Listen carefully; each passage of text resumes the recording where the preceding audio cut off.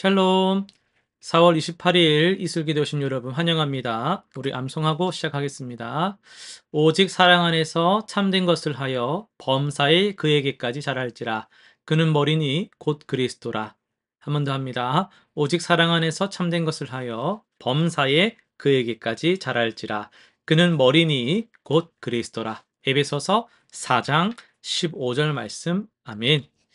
오늘 우리가 살펴볼 말씀은 민수기 5장, 시편 39편, 아가서 3장, 히브리서 3장입니다.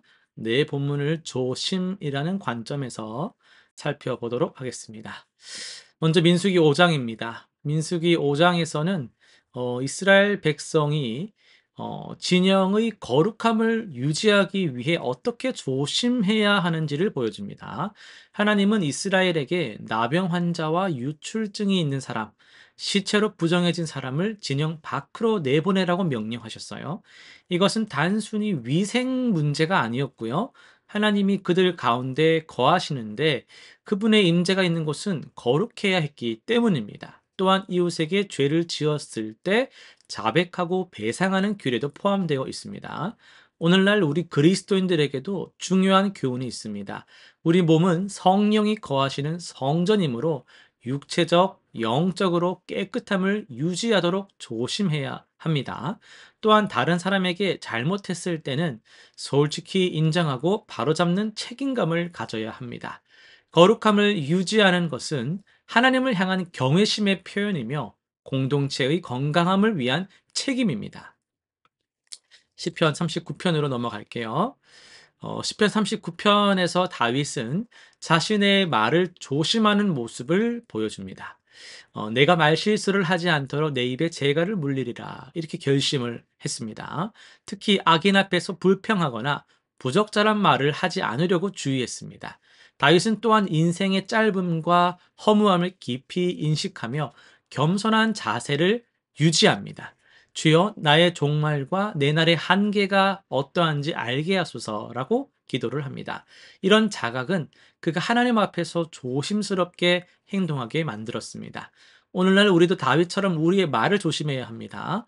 야고보서가 말하듯이 혀는 우리 몸의 작은 지체지만 큰 영향력을 가집니다. 또한 인생의 유한함을 인식하며 하루하루를 소중하게 여기고 하나님 앞에서 겸손히 살아가야 합니다. 말 한마디, 행동 하나가 우리 자신과 다른 이들에게 큰 영향을 미친다는 것을 기억하며 신중하게 살아가는 것이 지혜로운 인생이겠죠.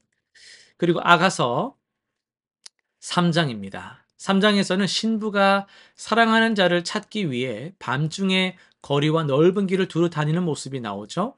그녀는 자신이 사랑하는 이를 찾았을 때 그를 붙잡고 놓지 않았으며 어머니의 집으로 데려갔습니다. 특히 주목할 부분은 예루살렘 여자들아, 내가 너희에게 부탁한다.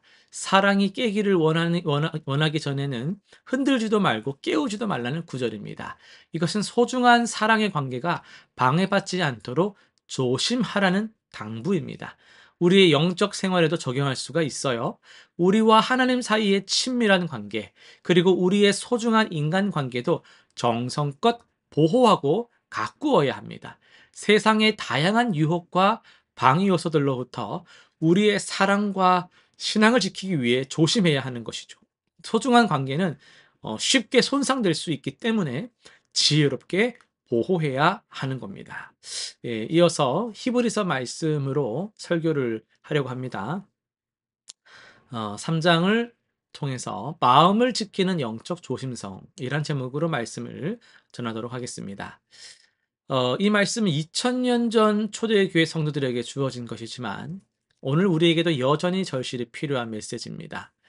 히브리서 저자는 이스라엘 백성의 광야 경험을 우리에게 상기시킵니다. 그들은 하나님의 놀라운 역사를 직접 목격했음에도 불구하고 불신앙에 빠졌습니다. 출애굽의 기적, 홍해의 갈라짐, 매일 내리는 만나를 경험하고도 그들은 하나님을 의심했습니다. 오늘 너희가 그의 음성을 듣거든 광야에서 시험하던 때와 같이 너희 마음을 완고하게 하지 말라.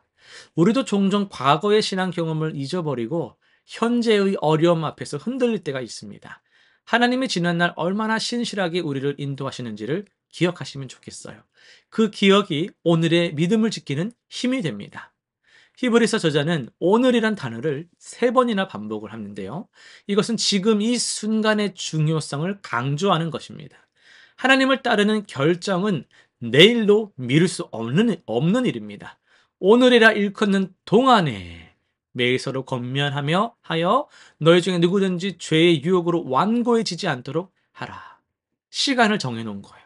신앙생활에는 나중에라는 말이 없어요. 제가 항상 하는 말, 세상에 없는 시간이 무슨 시간이에요? 언젠가, 나중에.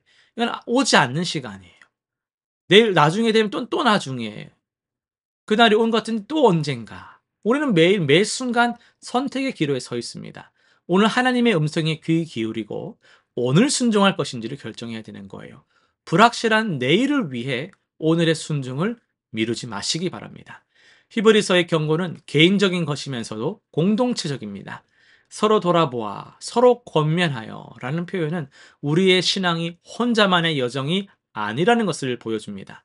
너희는 서로 돌아보아 사랑과 선행을 격려하며 모이기를 패하는 어떤 사람들의 습관과 같이 하지 말고 오직 권하여. 우리는 서로의 믿음의 파수꾼입니다. 주변 성도들의 영적 상태에 무관심해서는 절대 안 됩니다. 사랑으로 권면하고 필요할 때 도와주며 함께 하나님께 나아가는 것이 공동체의 힘입니다. 혼자서는 쉽게 넘어질 수 있지만 함께라면 서로를 붙들어 줄 수 있습니다.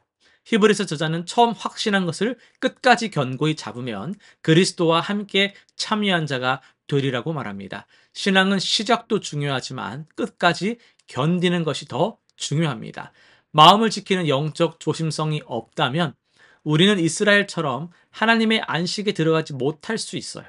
처음 믿음을 가졌던 그 열정과 확신을 끝까지 간직하시기 바랍니다. 그것이 우리가 진정한 안식을 얻는 길이기 때문입니다. 실천상 3가지를 정해보겠습니다. 첫 번째는요, 매일 아침 오늘을 하나님께 드리는 시간을 가지시길 바래요. 하루를 시작하면서 짧게라도 말씀을 묵상하고 기도함으로 마음을 지키는 습관을 들이시면 좋겠습니다. 두 번째, 신앙의 여정을 기록하시면 좋겠어요.